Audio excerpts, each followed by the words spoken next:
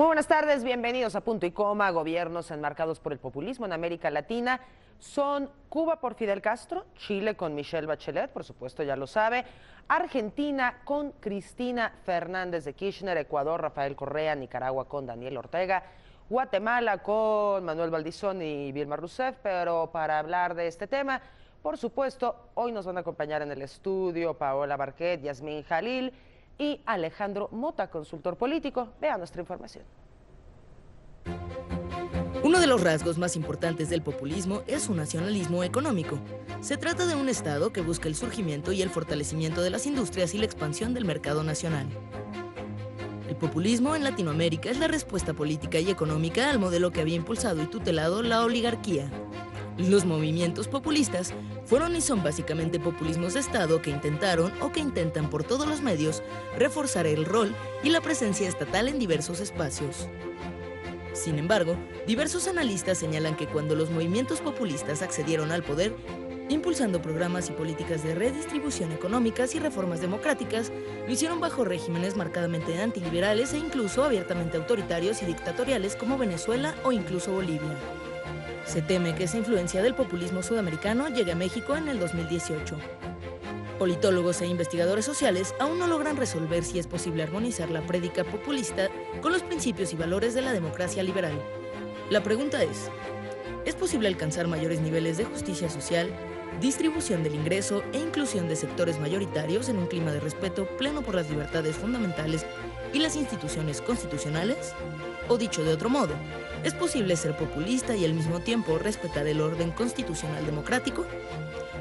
Y este interrogante ha abierto en América Latina un debate que hoy en día está más presente que nunca. Se ha afirmado que en América Latina los líderes populistas tienden siempre a consolidar regímenes que son calificados como autoritarios debido a la carencia de una cultura democrática cívica y a la debilidad de las instituciones político-constitucionales.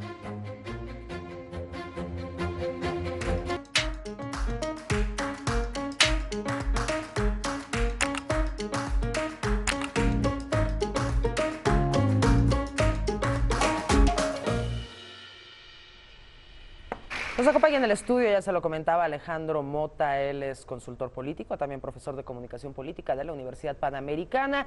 También tengo el gusto de compartir con Paola Barquet y Yasmín Jalil. Chicas, qué gusto verlas. Hola, igualmente. Encantada. Alejandro, ¿cómo Buenas estás? tardes, ¿cómo estás? Bien, entremos a este tema, el populismo en América Latina. Correcto. Bueno, creo que es una consecuencia directa de varios síntomas que hay en la sociedad, concretamente también en la realidad política, socioeconómica. Si nos enfocamos en Sudamérica, digamos que se puede hablar también de un neopopulismo a partir de, digamos, la llegada del siglo XXI. Creo que el primero en abrir esa puerta fue el presidente Hugo Chávez en el año 1999, y con eso una seguidilla de gobiernos de izquierda, sobre todo signado por gobiernos de izquierda, en Bolivia, en Ecuador, en Argentina, etcétera, etcétera. Es importante recalcar que eso es lo que le ha tocado a Sudamérica, pero el populismo no es en ningún caso una corriente o un fenómeno que está casado con ninguna ideología, ni derecha ni de izquierda. Podemos ver en Estados Unidos que hay un populismo de derecha por el presidente Trump. En Europa hay digamos, como una especie de contagio de populismos de derechas, en Francia con Le Pen, incluso en España con el movimiento independentista catalán. Y entonces lo que le ha tocado a Sudamérica es lo que decía previamente, ¿no? Creo que el síntoma, la consecuencia, al final es una consecuencia del populismo de algo. ¿Y qué ocurre para que lleguen fenómenos y presidentes de este tinte? Bueno, yo identifico pobreza, niveles socioeconómicos muy bajos, un desgaste del sistema de la democracia tradicional o lo que conocemos nosotros como democracia representativa en Latinoamérica, corrupción, por supuesto, que tiene que ver con ese desgaste, y al final el populista, ¿qué hace? El populista repite lo que la gente quiere escuchar y lo que todo el mundo conoce y todo el mundo sabe. Y se erigen como una suerte de dioses, ¿no? Estos líderes que estamos viendo en América Latina, más Sí. que líderes, es esta suerte de Dios que si estás en contra de lo que yo pienso, Sí. definitivamente eres un enemigo. Seguramente eres pagado Sí. por el imperio y nos quieres Sí. derrocar, ¿no? Es que necesitas de eso, desde el lado del populismo. No existe una construcción ni de un sistema populista, ni mucho menos, por supuesto, autoritario, si no hay la presencia de un líder más que de una estructura de un partido, porque la gente no cree en los partidos. Lamentablemente, de hecho, si uno ve las encuestas, los partidos es entre los actores sociales más desprestigiados de toda Latinoamérica. Y entonces, claro, ante eso ya los políticos no hablan ni siquiera de partidos, muchas veces hablan de movimientos. Trump habla de movimientos, aquí en México se habla de movimientos.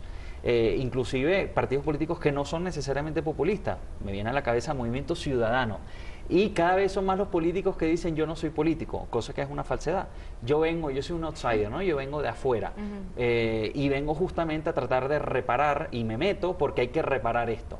Entonces, claro, pareciera que son gente de a pie. Incluso yo estaba leyendo alguna vez a Vargas Llosa que decía que todos estos líderes del populismo comenzaban dando lástima, después simpatía y al final es terror, ¿no? Y creo que es algo que nos pasa también mucho en México cuando vemos las tendencias de todo lo que sucede en Sudamérica, que decimos, híjole, no vaya a pasar también aquí. Correcto. ¿No? Sí, creo que tiene que ver con, digamos, hay que vacunarse un poco ante estos fenómenos. La mejor vacuna para el populismo es la honestidad en el aparato político, no necesariamente un desplazamiento de los partidos políticos tradicionales, ojo, porque es verdad que el populista también tiene un discurso, se le dice anti-establishment, es decir, yo estoy en contra de lo ya establecido. Y en consecuencia también esos partidos políticos tradicionales, pues es lógico que en el caso de México, en el caso de otros países, es claramente cómo han venido una debacle importante y ahí los líderes populistas y también algunos independentistas, digamos, gente que se dice yo no pertenezco a partidos políticos, pues usan de eso y es muy fácil hacerlo en el sentido teórico para poder saltar, ¿no?, a la arena política. Paula, estos gobiernos al final han estado permeados por la corrupción. Vemos el caso de Brasil, Dilma Rousseff, cómo salen los Kirchner. ¿Qué opinión te merece? Sí, totalmente. La corrupción, nuestra clase política es corrupta y creo que es uno de los puntos base, que no es forzosamente la única característica, pero sí uno de los puntos base para que surjan este otro tipo de líderes que dicen yo voy a terminar con este enemigo, que en el caso de lo que me mencionas, pues tendría que ser la corrupción, pero no en el 100% de los casos. Se me hacía muy interesante lo que decías al principio, porque creo que ahí está el debate principal. ¿Qué es populismo? Sí. Es decir, nosotros tenemos fenómenos políticos muy disímiles dentro de la misma palabra. Estaríamos hablando desde centro izquierda en América Latina o neonazis en Alemania. Correcto. O Donald Trump como un xenófobo misógino. Entonces, lo que dices al principio creo que es importante porque puede ser que populismo sea algo positivo o algo negativo. Cuando lo vemos como algo negativo, estaríamos hablando de cómo los políticos recurren a la popularidad de las masas para solamente obtener el voto y después hacerse del poder y entonces llegar al terror del que platicaba Jazz, o también hablar de la parte pues positiva, si queremos verlo de alguna manera, en donde, bueno, pues ahí se está haciendo caso de la voz del pueblo y finalmente se está teniendo una representación válida en el gobierno. De hecho, hay académicos, Ernesto Laclau, que es un argentino y se ha dedicado a investigar mucho el tema del populismo, no habla del populismo como algo negativo, más bien lo ve como un síntoma positivo, como una especie de advertencia a la democracia representativa y al esquema ya establecido. Entonces, muchas veces incluso le puede hacer bien a la democracia, no que gane un populista, pero sí que un populista pues esté en las encuestas liderando los primeros lugares, porque eso genera una autorreflexión dentro de los partidos tradicionales para decir, ojo, hay que hacer las cosas bien porque digamos, hay una especie de síntoma que nos puede hacer daño al sistema. Alejandro, ¿cómo definiríamos en 5 puntos qué es un populista? Mira, porque es muy amplio, entonces cualquiera agarra al enemigo para decir, este es un populista. Sería muy pretencioso de mi parte si te digo algo concreto. De hecho, si uno lee hoy la literatura con respecto al populismo, los académicos incluso que tienen largos años estudiando esto dicen hay distintas definiciones sobre qué es el populismo, porque al final también se puede correr en el riesgo de definir cualquier cosa como populista. Puede haber incluso políticos que no son populistas, pero que ciertas acciones tienen rasgos populistas. Y entonces uno dice, ¿eso puede ser populismo? No. Quizá uno puede, si uno ve los 4 o 5 años de gobierno del presidente Peña, quizás uno puede decir, bueno, el presidente Peña es un populista. Bueno, como lo entendemos, quizás no, pero quizás más de una opción, o mejor dicho, una propuesta política sí tiene un rasgo populista. Yo te diría, para responder tu pregunta, ¿qué es un populista? Es una persona, y creo que retomo el principio, que se aprovecha del desgaste de la estructura, que se aprovecha de remarcar las cosas negativas que tiene y además sin invertir mucho tiempo en las soluciones, porque ese es otro problema que existe. Cuando es muy fácil criticar, obviamente, pero dime cómo lo vas a resolver. Soluciones mágicas. Pues sí, y el líder populista sabe que muchas veces la solución a dichos problemas, a muchos problemas, son o requieren en sí mismo un sacrificio o una petición de sacrificio hacia la gente, ya sea subir los impuestos o ya sea bajar el salario mínimo, etcétera, etcétera, ¿no? Entonces, claro, prefiero no decirlo y primero llegar al poder. Y también es importante, y con esto creo que puedo encerrar más o menos, hay dos tipos de populistas. Y esto tiene que ver también con las ideologías.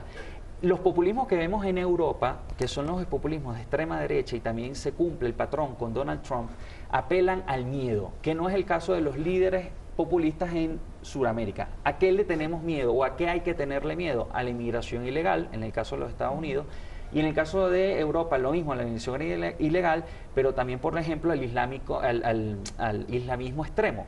¿Por qué? Bueno, porque, y así Jean-Marie Le Pen en el Frente Nacional de Francia pues quedó de segunda en las elecciones, no ganó pero quedó segunda. Claro, es que todo llevado al extremo, ¿no? Por supuesto. Ahorita con lo que estabas diciendo me acordé, seguro se van a acordar de un video en donde está Obama y está Peña Nieto. Peña Nieto está hablando de los riesgos del populismo y Obama le responde, bueno, también tiene sus beneficios. Yo he sido populista porque he trabajado para el pueblo cuando era presidente de Pero Estados eso es ser Unidos. popular, esa es la confusión. Una cosa, que te iba a preguntar, claro, una cosa es ser popular, que bueno, y que los líderes tienen que luchar por ser populares, y otra cosa es ser populista. Es lo mismo como decir, una cosa es la libertad, que implica responsabilidad, y otra cosa es el libertinaje. Es decir, es como un hijo herético de la, digamos, del ser populista, de ser popular. Popular. Exactamente. O sea, un Obama es popular. Pues sí, pero algunos dirán que sí es populista, otros no. Quizá para mí tiene rasgos. Él mismo se definió como que era populista en aquel episodio y dijo, es bueno, todo depende de los extremos, pero hay que trabajar para el pueblo, así lo decía él. Sí. Bueno, ¿qué les parece si hacemos una pequeña pausa y ahorita regresamos con más de este interesante tema? Pero antes, ¿cuáles son los riesgos de un gobierno populista? ¿Crisis de gobernabilidad, crisis alimentaria o crisis política? Es la pregunta que tenemos el día de hoy en nuestra cuenta de Twitter, @.icomatv. Por favor, cooperen con nosotras, díganos qué opinan y más adelante estaremos leyendo todas sus respuestas. Hacemos una pausa, pero regresamos con más.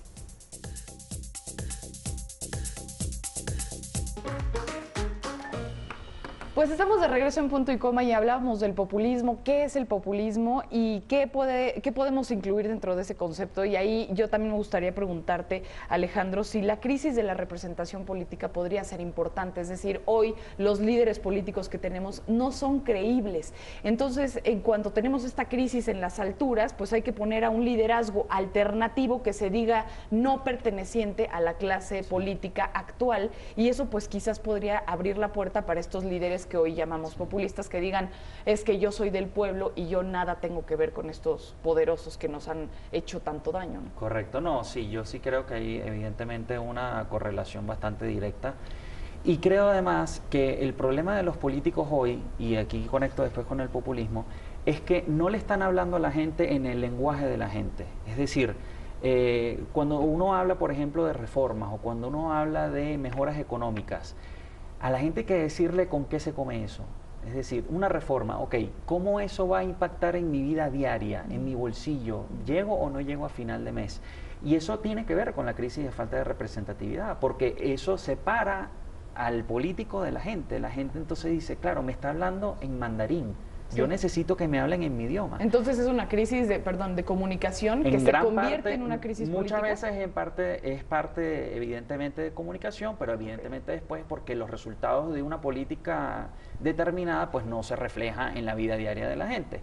Y ahí es mucho más fácil nuevamente que el populista pues critique y diga los errores del sistema y evidentemente que es mucho más fácil después ganar rédito político con eso. ¿Cuáles fueron los errores, por ejemplo, Lula da Silva, Dilma Rousseff, Evo Morales, Cristina? Sí. ¿Qué pasó atrás, dices tú? No, ¿qué es la peor parte de sus gestiones? Yo creo que la corrupción, porque al final también lo que, sobre todo en el caso de Brasil, en el caso de Venezuela, una es la corrupción y entonces, claro, llega el desencanto. Entonces, estos líderes que llegaron justamente para sanar el sistema, para intentar limpiar el sistema, pues resulta que son iguales, sufren de los mismos males. Y por otro lado también, ¿qué pasa con los líderes populistas?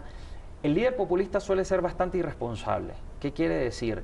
El endeudamiento, por ejemplo. Entonces, cuando un político populista, cuando un gobierno populista endeuda al Estado hasta acá, es decir, hasta la frente, y después no hay quien pague esos platos rotos, pues claro, las consecuencias en algún momento se van a ver. Es como el padre de familia que gasta más de lo que tiene en la cuenta de banco porque hay que satisfacer las necesidades de la gente. Yo estoy de acuerdo, pero tienes que tener un límite. ¿Por qué? ¿Y por qué gastas más? Bueno, para mantener niveles de legitimidad, niveles de popularidad altos, a costa y sin ningún tipo de responsabilidad con respecto a las consecuencias que puede traer eso. Y creo que en parte, por supuesto que ¿no? es tentador. Para la gente es muy tentador estar recibiendo bonos que parecieran, en vez de un gasto, una inversión, y que al final del día es propaganda. Correcto. Que ahí tenemos un Maduro, ¿no? Subiendo esquizofrénicamente el salario mínimo en Venezuela, según él, para contener la inflación, que no viene al caso. Sí, y además que en el caso propiamente de Maduro y de Venezuela, mientras más sube el salario mínimo, los precios suben más, la inflación sube más, es decir, es un círculo vicioso que al final no está haciendo nada. Concretamente, ya que hablas de Venezuela, en Venezuela lo que se necesita es confianza para que inversionistas extranjeros e inversionistas nacionales también metan plata en el país y empiezan a producir empleo, tan sencillo como eso. Alejandro, eres venezolano, platícanos cómo es de cerca justamente todo este caso, qué podría surgir ahora para Venezuela, porque hemos seguido todos de cerca, me parece, al menos en México, cómo ha ido empeorando la situación de Nicolás Maduro frente a la gente y la gente frente a Nicolás Maduro. Hoy por hoy, ¿cuál dirías que podría ser una solución política, porque hoy estamos hablando de esa rama que además está ligado a lo económico, obviamente, que pudiera empezar a sacar poco a poco esta crisis, ya sea de la mano de Nicolás Maduro, que lo dudo, o con algún cambio de elecciones? Voy a repetir lo que un político venezolano me dijo hace 2 días por chat, y me dijo: aquí lo que reina es la incertidumbre. Entonces uno se pregunta ¿qué va a pasar en Venezuela? Y la respuesta más responsable que se puede dar es: no lo sé. Puede pasar cualquier cosa, porque es la verdad. Es decir, puede pasar desde una renuncia de Maduro hasta un pronunciamiento militar, hasta cualquier cosa. Evidentemente que lo que ocurrió, por ejemplo, con Leopoldo López representa una especie de señal de que algo está pasando. La lectura que yo hago con respecto a López y que tiene que ver con todo el panorama de Venezuela es que quizá hay un proceso de negociación política, pero no dentro de Venezuela, sino en el exterior. Puede estar metido España, puede estar metido Rusia, los cubanos evidentemente que están metidos, el mismo Vaticano puede estar metido, en el hecho de que se puedan ver maneras de darle un salvoconducto a algunos personeros del gobierno para que sencillamente decidan desistir de la idea de una Asamblea Nacional Constituyente o sencillamente, en el caso de Maduro, de renunciar. Sun Tzu, que fue el líder de la guerra, que escribió el arte de la guerra, decía al adversario, él decía al enemigo, pero al adversario en términos políticos, tienes que dejarle una puerta de salida para que pueda facilitarle su idea de dejar de insistir en algo. Y yo estoy convencido, en el caso venezolano, si no se le da una puerta de salida y no se le ofrece una puerta de salida al gobierno de Maduro, va a ser muy difícil, porque claro, ¿qué les toca si se van? Si no le das una puerta de salida, y aquí, digamos, el desenlace es trágico, y Dios no lo quiera, por medio de la sangre, pues lo que les toca a ellos es cárcel adentro, juicios en La Haya, juicios en los Estados Unidos, etcétera. ¿Cuál es la etcétera. diferencia entre el populismo que algunos dicen tuvo Hugo Chávez con el populismo algunos dicen tiene Nicolás Maduro? Porque ya con el término de populismo, te digo, podemos abarcar muchas cosas. ¿Cuál es la diferencia entre estos dos personajes tan importantes para nosotros? Yo creo que Maduro se ha vuelto más chavista que Chávez en el término de, si hablamos de populismo, es decir, Maduro es simplemente una intensificación, pero bastante pronunciada con respecto al populismo de Chávez. Es más o menos la misma línea, porque no hay que olvidar también, y en el caso de Chávez, por ejemplo, las expropiaciones a las empresas privadas comenzaron con Chávez en el año 2008-2009. Incluso en el año 2007 se cerró un canal de televisión. Entonces, lo que pasa es que a veces sufrimos de memoria corta y entonces Maduro es el culpable. Por supuesto que tiene gran culpa, pero ¿qué pasa si vemos cuando Chávez era presidente? Y hoy Venezuela está pagando esa factura que inició y empezó a recaudar a montos muy altos con la presidencia de Hugo Chávez. Entonces, sencillamente es un buen hijo de Chávez, sencillamente eso, pero es la misma línea. Oye, Alejandro, decías ahora sobre Leopoldo López que todo es incierto, ¿no? Y es imposible que sepamos exactamente qué sucedió, ¿no? Las versiones que ni siquiera son reales, diciendo que estaba mal de salud cuando está perfectamente sano y fuerte, ya lo salió a decir su esposa, pero ¿tú a qué le apostarías? ¿Qué va a pasar con él? Porque la gente ya lo ve como si fuera un triunfo y él sigue preso. Por supuesto. No, con respecto a Leopoldo López, yo creo que Leopoldo López no va a ser totalmente libre hasta que el gobierno no caiga, honestamente, digamos, y eso me puedo estar equivocando, bueno, por supuesto, pero mi percepción es esa. Lo mismo que el resto de los presos políticos que... Sí, hay versiones o más bien rumores de que a partir de esta casa por cárcel a Leopoldo López pueden venir otras medidas más humanitarias con respecto a los más de 400 políticos presos que existen hoy en Venezuela. Además, muchos con tarjeta de excarcelación, pero por parte del Ministerio Público, pero sencillamente el SEBIN, el Cuerpo de Seguridad del Estado, no lo deja salir. Es decir, al final no es que son presos políticos, eso es un secuestro. Claro. Si tienes boleta de excarcelación, ¿cómo vas a seguir en la cárcel? Es un secuestro. Y con torturas y demás. Y con torturas, etcétera, etcétera, ¿no? Vamos a una pausa, regresamos con más del populismo y Sudamérica.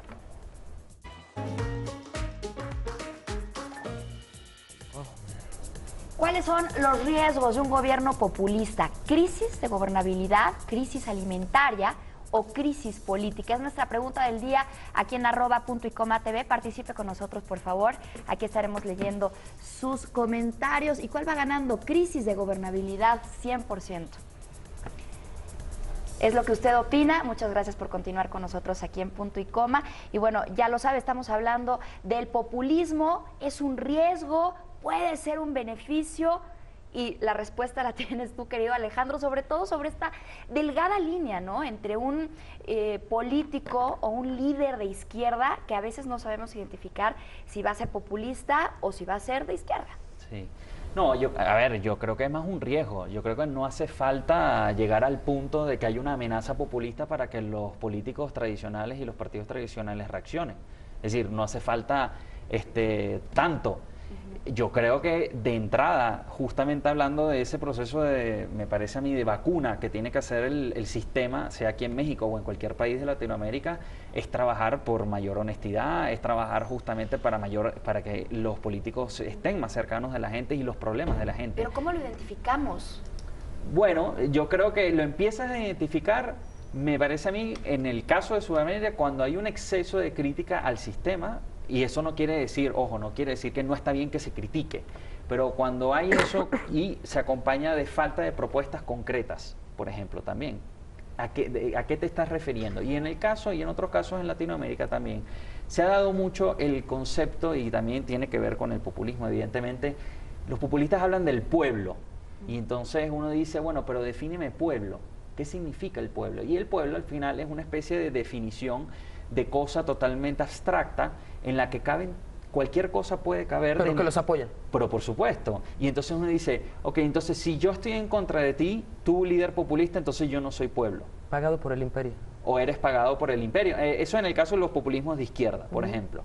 Y otro concepto bastante reiterado en los líderes populistas, el concepto de patria y el concepto de nación. Y eso es muy peligroso, porque justamente lo que se juega, o el líder populista lo que apuesta, es a una polarización extrema de la sociedad, en la que si no estás conmigo, pues entonces no eres del pueblo, pero peor aún, no eres de la patria, o no eres un nacionalista. Es decir, tú no quieres a tu país por el hecho de que no estás conmigo. Ese juego peligroso, totalmente dicotómico, en el que pones a la gente entre el bien y el mal, y que no existen las medias tintas, no existen los grises, evidentemente que lo que genera al final es una sociedad totalmente enfrentada y por supuesto polarizada. En Estados Unidos se está viendo de manera muy clara, además. Y además el riesgo de las instituciones, o sea, tendríamos que decir que el discurso nacionalista es por un lado, es muy caudillismo, pero además hay mucha movilización, llaman todo el tiempo a estar movilizados, pero también el tema de ir en contra de las instituciones que ya están establecidas, y eso pues pone a temblar a todo el sistema en general. Creo que hace un momento, bueno, en el bloque anterior hablabas, por ejemplo, de los sondeos y de las encuestas, y creo que es una palabra clave que para muchos podría ser la voz del pueblo, pero también puede ser o podría en ese sentido, a riesgo de tener un gobierno populista, pues el gobierno actual dice, perfecto, ahora los sondeos y las encuestas van a ser como nuestra herramienta para hacer un símil de la voz del pueblo y entonces, miren, nuestra popularidad está en el clímax y es por eso que también se va perdiendo credibilidad, porque ahora hasta la voz del pueblo es algo de lo que se puede dudar. Por supuesto, y además que el pueblo no es infalible. Es decir, la gente puede estar engañada. Y con esto no hablo mal de la sociedad, lo que estoy hablando es que se puede dejar engañar hasta por necesidad y hasta comprensiblemente. Es decir, se le puede disculpar el engaño. Y la opinión pública al final lo que representa es un espejo de la sociedad, pero tampoco tiene que ser el ABC o la Biblia de la política. Es decir, la opinión pública, hay dictaduras de la mayoría. Cuando Hitler salió y se acabó la guerra mundial, Hitler tenía más de 70-80% de popularidad. ¿Pero por qué? Bueno, porque era un pueblo que tenía la conciencia total y absolutamente secuestrada, ¿no? Estoy hablando de un extremo, pero la opinión pública se puede equivocar perfectamente, ¿no? Alejandro, el caso de Bolivia. Sí. Bolivia, otro populista, Evo Morales, que es como el hijo chiquito de Hugo Chávez, porque Sí. tampoco pinta demasiado, no ha Sí. logrado mucho. Algunas de sus declaraciones son más de risa, Sí. anecdóticas que otra cosa. Lo de Bolivia, lo de Bolivia es muy curioso porque creo que se parece mucho al discurso de los chinos. Los chinos tienen un discurso totalmente comunista puertas adentro y capitalista puertas afuera, ni tontos que fueran. Y creo que en el caso de Bolivia Lo mejor de los dos mundos. se aplica lo mismo. La economía boliviana hoy es bastante fuerte, es decir, no está bastante lejana a padecer altos índices de inflación, incluso mucho menos con respecto a Venezuela, padecer los índices de escasez que hay sobre productos de la cesta básica. Pero el discurso de Evo Morales, en este caso, que además hay un rasgo bastante característico en Bolivia, también tratando de entender la composición sociológica de Bolivia. Bolivia tiene una alta correlación entre política y raza, es decir, el tema indígena, por ejemplo. Entonces, ha sido más sencillo, en el caso de Evo Morales, con respecto a que proviene de la raza indígena, poder conectar con la mayoría de la población. Y además ha apelado a ese discurso de la raza, cosa que también es peligrosa, evidentemente. Y Bolivia entonces con una apertura totalmente hacia el mercado, con una apertura totalmente a capitales extranjeros, españoles, norteamericanos, que están ahí metiendo plata, Evo Morales lo que hace es simplemente los deja jugar, los deja operar y cuando agarra un micrófono continúa complaciendo lo que quiere escuchar muchos bolivianos, sobre todo de sectores más humildes, más populares, en contra del imperio, de que el imperio nos quiere invadir, que tenemos nosotros las reservas internacionales muy bien y entonces va a venir una potencia extranjera. O por ejemplo la reserva de gas, que Bolivia tiene una reserva de gas enorme. Eso siempre, y también es bastante populista, por ejemplo, la amenaza, ¿no?, de que quieren invadirnos para quitarnos nuestros recursos. Sí. Y eso puede tener algún tipo de impacto y de buena, digamos, de buena pegada dentro del discurso populista. Y creo que es el caso más o menos para, ya que me preguntas de Bolivia. Que ahí yo creo que sería una de las excepciones. En el tema económico, que ya decíamos cuáles son los riesgos de un populismo económico, que también sería una de las partes importantes, es normalmente un gobierno que es muy paternalista, que como decíamos anteriormente, se dedica o se enfoca a la redistribución de ingresos sin tomar en cuenta los riesgos inflacionarios que al final pueden llevar a la quiebra. En el caso de Venezuela tenía un dato que sí está muy bueno, porque dice: en 2014 Venezuela tenía unas reservas internacionales de 14,000 millones de dólares y hoy por hoy tiene menos de 10,000 millones de dólares. Sí. Es decir, normalmente sí impacta el populismo en la economía, y en el tema de Bolivia me llama la atención que el doble discurso paradoja, pues les está funcionando. Pues sí, pero también hay que, digamos, en este caso podríamos hacer, en el caso de Bolivia, la diferencia entre lo que significa un discurso populista, mantener niveles altos de popularidad y de legitimidad en tu gobierno, y por otro lado que la economía corra como una especie de carril paralelo y que sencillamente mantenga el sistema económico, ¿no? Y en el caso de Venezuela eso es correcto. Yo creo que Venezuela, los países no quiebran por principio. Pero si Venezuela fuera un país, pues ya sería, si Venezuela fuera una empresa, pues ya sería una empresa quebrada, ¿no? De hecho, Venezuela se ha salvado en varias ocasiones del default, o sea, de declararse, que es como se declaran los países en quiebra.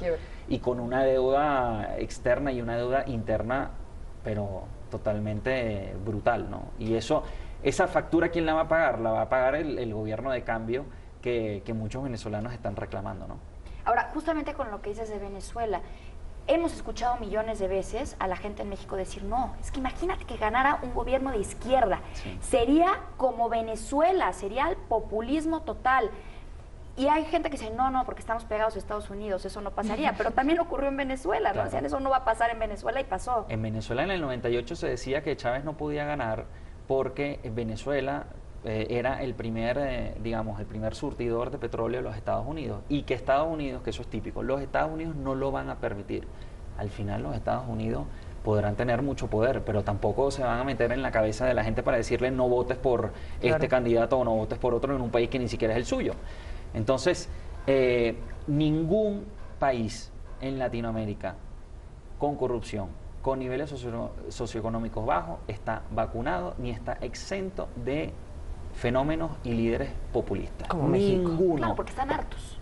Ninguno, porque la gente está cansada y es normal que esté cansada, es decir, es natural que esté cansada. En el caso de López Obrador, creo que no sería, y aquí otra vez, sin tener la bola de cristal, evidentemente, pero creo que no sería un Chávez 2, sería muy peligroso decirlo, porque imagínense ustedes, hasta de Evo Morales se creía que era peor que Chávez, y ya estamos viendo, Ollanta Humala en Perú, igual se pensaba, Ollanta Humala no hay que olvidar que se autodefinía como casi anarquista o marxista extremo. Él creía, por ejemplo, en el cooperativismo o totalmente en la comuna y fue totalmente un gobierno abierto al mercado, etcétera, etcétera. Pero creo que no hay que desestimar ni subestimar a ningún líder populista, por más que seas vecino de los Estados Unidos. Pues ahí están las cosas. Creo que en la parte de victimización que lo mencionábamos anteriormente también puede ser un factor muy importante dentro de el perfil de gente que decide apoyar el populismo. Es decir, ya no es nada más el populista del que hemos estado platicando, sino la gente que decide apoyar en un principio el populismo. Claro. Es decir, ¿qué es lo que llama la atención? Se me viene a la mente ahorita, por ejemplo, Lenin Moreno, que pues es el primer discapacitado que está como presidente y que dicen fue un gran factor para la parte de victimización, pero además, pues mira, es agradable también ver a alguien pues que ha superado de todo, ha hecho además un espacio para la gente que está con menores oportunidades, si queremos decirlo de esta manera, y entonces la gente se siente en esa misma línea de comunicación de decir, lo que decías antes, ¿no? Ahí no está esa crisis de comunicación, te lo estoy diciendo muy fácil, yo estoy discapacitado y hoy soy presidente. Porque ocurre algo también, que la comunicación, como en la publicidad, es aspiracional. Es decir, la cercanía, el político, y ya no solamente los populistas, los políticos tienen que hacer un balance no solamente con la cercanía, sino también con la aspiración, porque la gente quiere la gente quiere progresar, la gente quiere mejorar. Una persona que está en silla de ruedas, que aspira a ser presidente y lo logra, imagínense usted el ejemplo que significa para las personas que puedan estar discapacitadas. O imagínate también, porque eso está correlacionado con la gente que viene de bajos recursos. Es decir, si esta persona lo logró, pues yo también lo puedo lograr. Y son ejemplos, hablando de comunicación, son ejemplos muy buenos. Es como en el imaginario colectivo de México hace 30 años, que todos los presidentes o venían de ser boleros o de condiciones muy, muy complejas de vida, y era como la historia de vida para motivarte, ¿no? Claro, como Evo Morales, que decías, ¿no? O sea, de hecho, Vargas Llosa también decía, era un indito, sin hablar de él despectivamente, sino por el tema de indígenas, decía, era un indito de suéter de rayas que daba lástima y que después daba temor. Claro. De alguna manera. Totalmente. Hay una entrevista que le hace a Cristina Fernández de Kirchner hace ya unos años, era presidente en ese momento, y decía, si uno ve a Evo, se parece a su gente. Y el caso de Bolivia, por ejemplo, que es bastante sorprendente, Evo es el primer presidente indígena de Bolivia. Y uno dice, pero ¿cómo puede ser eso? Si es una población total y absolutamente mayoritaria. Uno que se le oía hasta el acento cuando hablaba. Sí, claro. Que duró 11 meses, salió por un golpe e igualmente lo escuchabas, ni siquiera podía hablar bien español. Y lo que dices, que es aspiracional. Si él puede, ya finalmente vamos a poder el resto, ¿no? Por supuesto, sí. La comunicación es aspiracional. En el caso de los populistas eso se aplica perfectamente. Bueno, hasta cómicos ya tenemos también de gobernadores que finalmente dices, bueno, ¿cómo Guatemala pudo haber hecho ese cambio?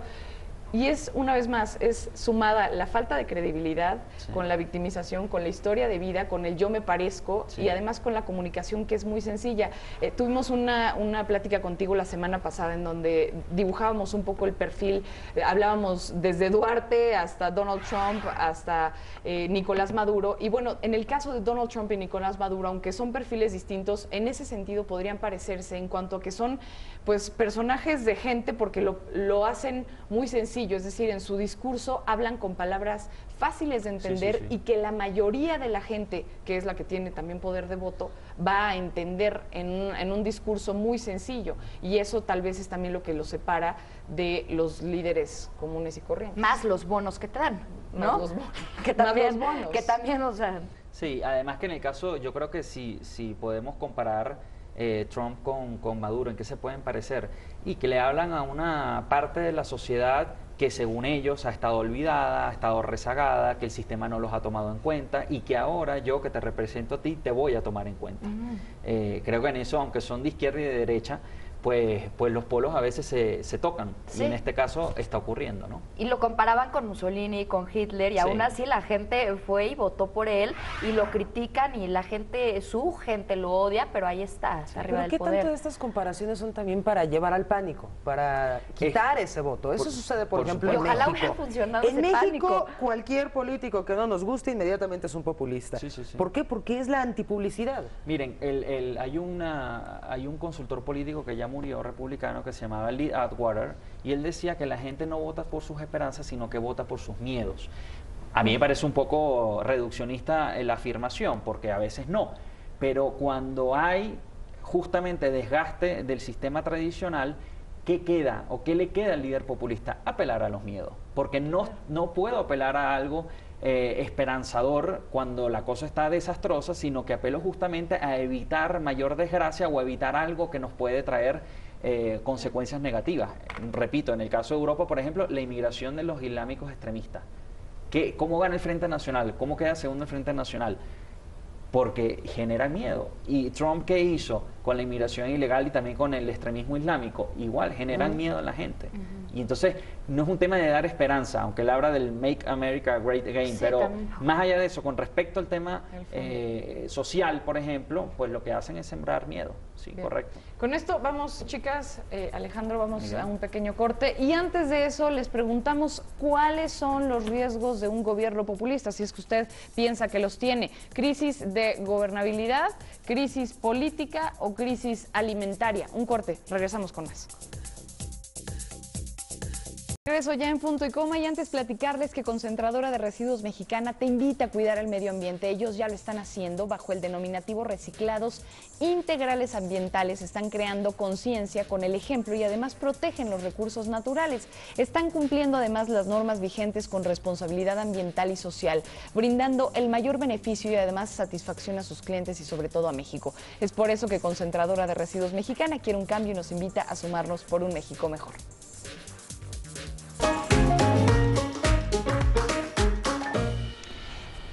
Estábamos platicando en el corte cuáles pueden ser ahora los riesgos políticos de entrar a un populismo ya extremo.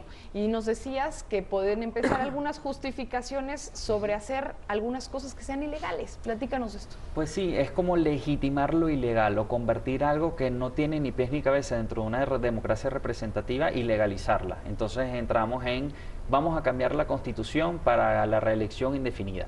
Vamos a cambiar la Constitución para que, en el caso de Venezuela, por ejemplo, legalizar las misiones, que son unos programas sociales.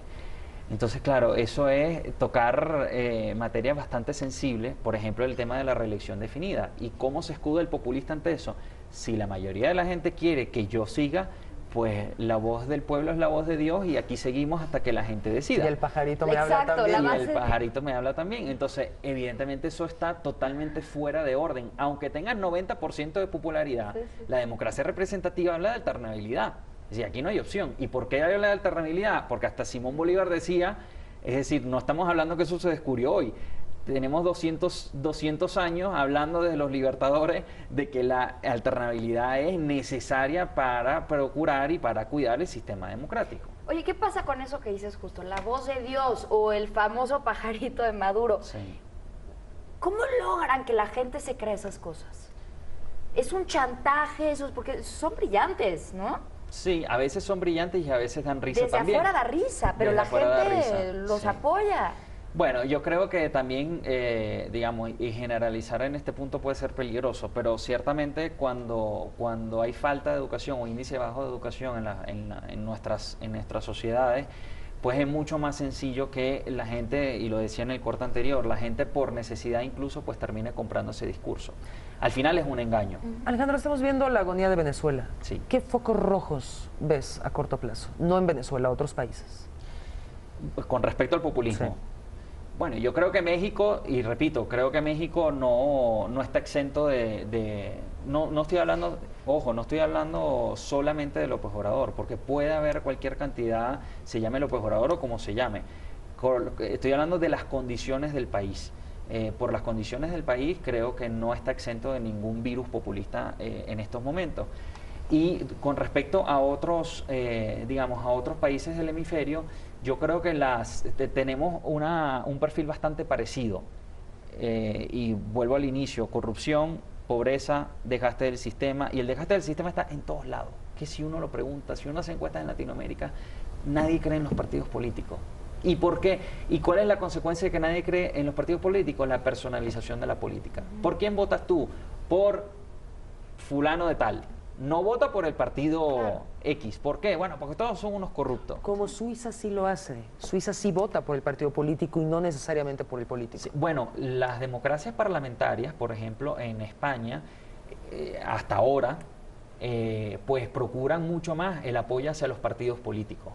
Es verdad que hay un primer ministro en el caso de España, que en este caso es Rajoy, pero la gente todavía sigue hablando mucho más de los partidos políticos que de personas en concreto. Y en España, ahora que hablamos de España, no está exento tampoco, con una clase media totalmente mayoritaria, pero con un sistema que de verdad que lo que ha es minado o lo que ha devenido en una corrupción muy grande, pues tenemos el fenómeno, por ejemplo, de Pablo Iglesias y Podemos. Claro. Oye, y también sería importante que platicáramos ahorita de Cuba y también de lo que acaba de suceder hace poco con Donald Trump, que decía no más presos políticos, no más populismo, y por eso retiro parte de lo que se había acordado ya durante la presidencia de Obama con Cuba, que me parece que es muy relevante, que a la gente pues fue como un golpe, ¿no? Y un paso atrás muy importante. Si quieres, regresando del corte, platicamos de esto. Hacemos una pausa, pero les dejamos la pregunta en nuestras redes sociales. ¿Cuáles son los riesgos de un gobierno populista? ¿Crisis de gobernabilidad? ¿Crisis alimentaria o crisis política? 73% de la gente opina que la crisis de gobernabilidad, 18% la crisis alimentaria y 9% crisis política. Participe con nosotras, volvemos. Alguna. Hay que ver si Donald Trump y otros populistas son populistas porque la gente lo demanda, y para eso necesitaríamos un estudio mucho más extenso. ¿Soy populista porque la gente lo demanda, o yo soy populista y por lo tanto veo que están dadas las condiciones para que esa agenda populista que yo quiero emprender pues cobra sentido? Nos vamos, te agradecemos mucho. ¿Dónde te encontramos en Twitter? Motanumbers con doble T, @Motanumbers. Mil gracias, Paola, Yasmín, gracias. Gracias. Nos vemos mañana.